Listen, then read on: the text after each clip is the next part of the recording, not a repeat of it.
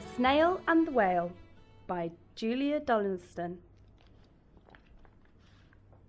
This is a tale of a tiny snail and a great big grey-blue humpback whale. This is a rock as black as soot, and this is a snail with an itchy foot. The sea snail slithered all over the rock and gazed at the sea and the ships in the dock. And as she gazed, she sniffed and sighed. The sea is deep and the world is wide. How I long to sail, said the tiny snail. These are the other snails in the flock, who all stuck tight to the smooth black rock, and said to the snail with the itchy foot, "Be quiet, don't wriggle, sit still, stay put." But the tiny sea snail sighed and sniffed, then cried, "I've got it, I'll hitch a lift." This is the trail of the tiny snail, a silvery trail that looped and curled and said, "Lift wanted around the world." This is the whale who came one night when the tide was high and the stars were bright, a humpback whale, immensely long, who sang to the snail a wonderful song of shimmering ice and coral caves and shooting stars and enormous waves. And this is the tale of the humpback whale. He held it out of the starlit sea and said to the snail, "Come sail with me." This is the sea, so wild and free, that carried the whale and the snail on his tail to towering icebergs and far-off lands, with fiery mountains and golden sands.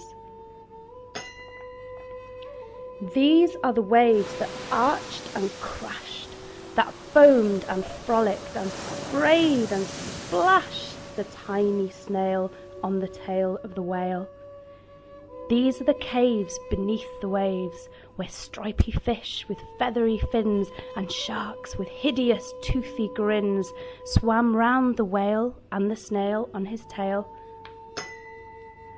This is the sky, so vast and high, sometimes sunny and blue and warm, sometimes filled with a thunderstorm, with zigzag lightning flashing and frightening the tiny snail on the tail of the whale.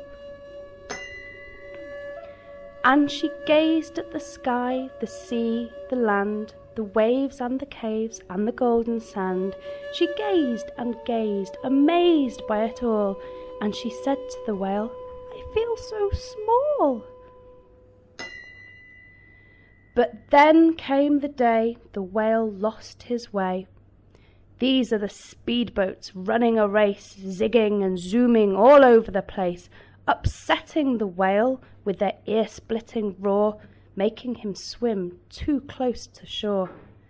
This is the tide slipping away.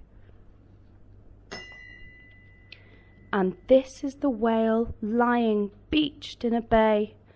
"Quick, off the sand, back to the sea," cried the snail. "I can't move on land, I'm too big," moaned the whale. The snail felt helpless and terribly small. Then, "I've got it," she cried, and started to crawl. "I must not fail," said the tiny snail.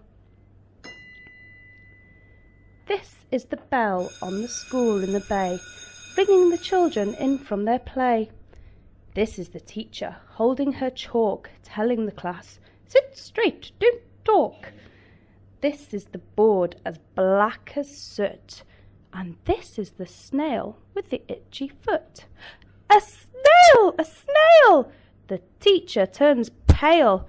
"Look," said the children, "it's leaving a trail."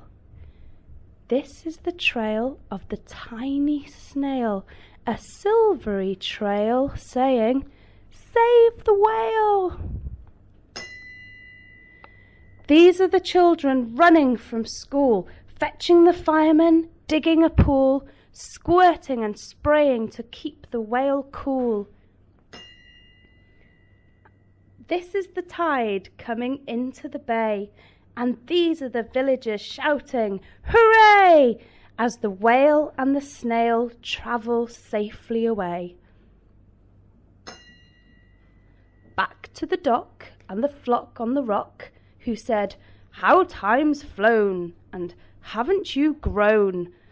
And the whale and the snail told their wonderful tale of shimmering ice and coral caves and shooting stars and enormous waves, and of how the snail, so small and frail, with her looping, curling, silvery trail, saved the life of the humpback whale. Then the humpback whale held out his tail, and on crawled snail after snail after snail. And they sang to the sea as they all set sail on the tail of the grey-blue humpback whale.